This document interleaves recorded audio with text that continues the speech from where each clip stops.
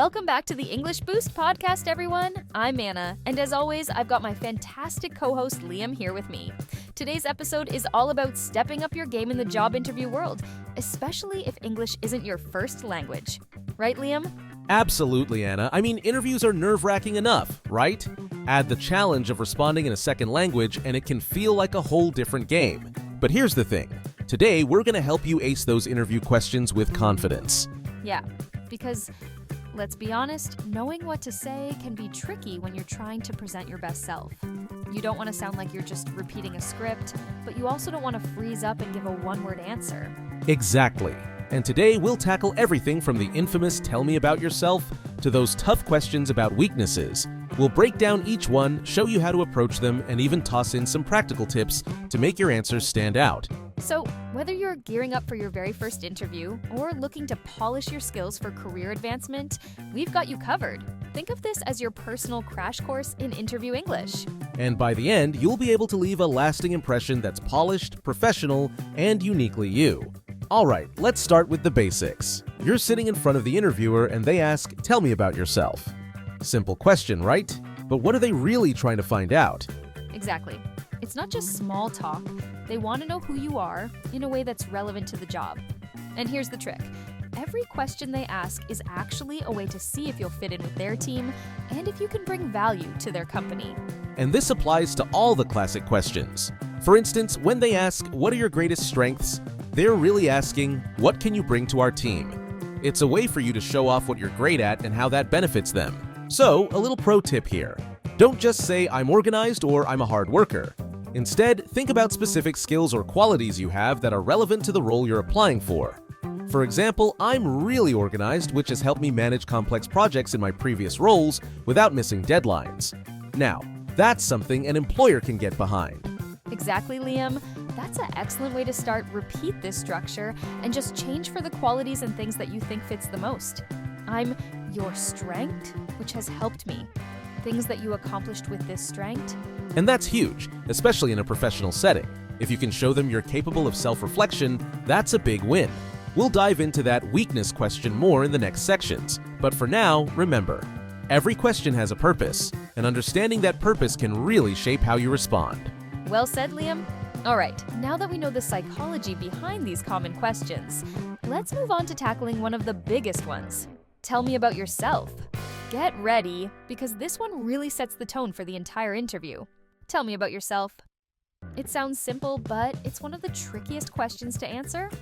Why? Because it's open-ended and you want to give enough info without going on a long-winded monologue.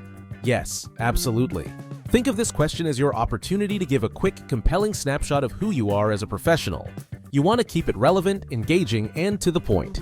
Imagine it's a teaser trailer for a movie. You're giving them just enough to get them interested and want to know more. Exactly, Liam. And here's a good way to structure it. Start with your current role or a brief background, then touch on relevant skills or experiences that align with the job, and finish with a personal touch or a future goal that shows why you're excited about this opportunity. That's a great structure, Anna. So let's say you're an experienced marketing specialist. You might start with something like, "I've spent the past 5 years helping companies build their brand presence online." Then you highlight a couple of your strongest skills, like data-driven strategy and creative storytelling. And finally, you could wrap it up with something like, "And now I'm excited to bring my skills to a company that values innovation, like yours." Perfect example. This approach does a few important things. It shows you're professional, you know what you're good at, and you're genuinely interested in the role. Plus, by tying in a personal goal, you're making it clear that this isn't just another job to you, it's a career move. And remember, the key here is authenticity. Don't just memorize a script, practice enough to feel comfortable, but let it sound natural. The interviewer wants to meet you, not a rehearsed version of you. That's it. All right, I think we've covered the tell me about yourself question pretty well. Let's move on to the tougher ones. Those dreaded questions about weaknesses and failures. The dreaded "what's your greatest weakness?" or "tell me about a time you failed." These questions can feel like traps, right? Like, do they really want to know what we're bad at? I know, right? But here's the thing. They're not looking for perfection. What they want to see is self-awareness and your ability to grow. They're asking if you can handle your flaws in a way that actually makes you a better team player or employee. Exactly. So, here's a tip. Choose a weakness that isn't critical to the job you're applying for, but one that you've genuinely worked on. Let's say you used to struggle with time management. You could say, I used to have a hard time managing multiple projects, but I started using tools like Trello to keep myself organized, and it's really helped me improve. Yes. This approach shows that you recognize areas you need to work on, but you're proactive about finding solutions. You're basically saying, hey, I'm not perfect, but I'm committed to getting better. And for those failure questions, it's similar. Talk about a real setback, but focus on what you learned from it. Maybe you missed a deadline once because you underestimated the project's complexity. You could say something like, I realized the importance of breaking down big projects into smaller steps and managing my time better. That's perfect, Liam. And let's not forget to end these answers on a positive note. Highlight how that experience has made you better. It's like saying, yes, I stumbled, but I grew from it. Right. And here's another tip. Avoid using fake weaknesses. Like, oh, I'm just too much of a perfectionist, or I work too hard. It comes off as insincere, and interviewers can usually see through that. Exactly, Liam. So remember, honesty is key here. Focus on how you've overcome the challenge or what you're doing to improve, and it'll make your answer feel authentic and grounded.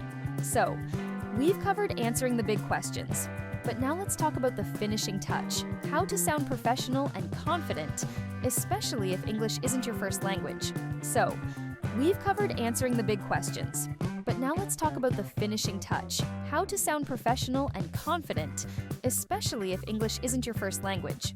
That's right, because even if you got the perfect answer, it won't have the same impact if you don't sound sure of yourself. And confidence isn't just about what you say, it's how you say it. Simple phrases, polite expressions, and the right tone can go a long way. Absolutely. Let's start with some practical language tips. First, avoid filler words like or They can make you seem unsure. Instead, try a slight pause. It gives you a moment to gather your thoughts and can actually make you sound more composed. Great point, Anna. Another tip, use active phrases like I achieved or I managed. These small changes make your responses sound more direct and impactful. So instead of saying I was part of a project that, try, I led a project where we... Exactly, Liam. And if English is new to you, keep it simple. Don't feel pressured to use fancy words. Clear, concise language often sounds more confident than complicated phrasing. And remember, it's all about clarity. Speak at a steady pace so the interviewer can follow your responses easily. Here's another pro tip. When wrapping up your answer, end with a positive note. Phrases like, I'm really excited about the opportunity to contribute to your team, or I look forward to potentially bringing my skills to your company, help leave a strong, memorable impression. And when it's your turn to ask questions at the end, make them thoughtful. It shows genuine interest in the role. For example, what qualities do you think make someone successful in this role? Or how does the company support growth and development? Those questions are perfect, Anna. They not only show that you're serious about the job, but also give you valuable insights into the company culture. All right, so let's recap quickly. Use clear, concise language, avoid fillers, and end on a positive note. With these tips, you'll come across as polished and professional, no matter what language you're speaking. And there you have it. With these tools, you're set to not only answer questions well, but also to leave a lasting impression that says, I'm ready for this role. And that's a wrap for today's episode. We hope these tips have given you a bit more confidence when it comes to tackling those interview questions in English. Absolutely. Remember, interviews aren't just about answering questions. They're about showing the best version of yourself. And a little preparation can go a long way. And hey, if you found these tips helpful, don't keep them to yourself. Share this episode with a friend or anyone you know who's gearing up for a job interview. Yes, spread the word. And don't forget to hit that subscribe button so you don't miss out on more episodes of the English Boost podcast. We've got plenty more tips and tricks coming your way to help you speak confidently and boost your English skills. Thanks for tuning in, everyone. Remember, with the right mindset and a little practice, you can nail that interview and make a great impression. Until next time, keep practicing, stay confident, and as always, boost your English, boost your life. Take care, everyone.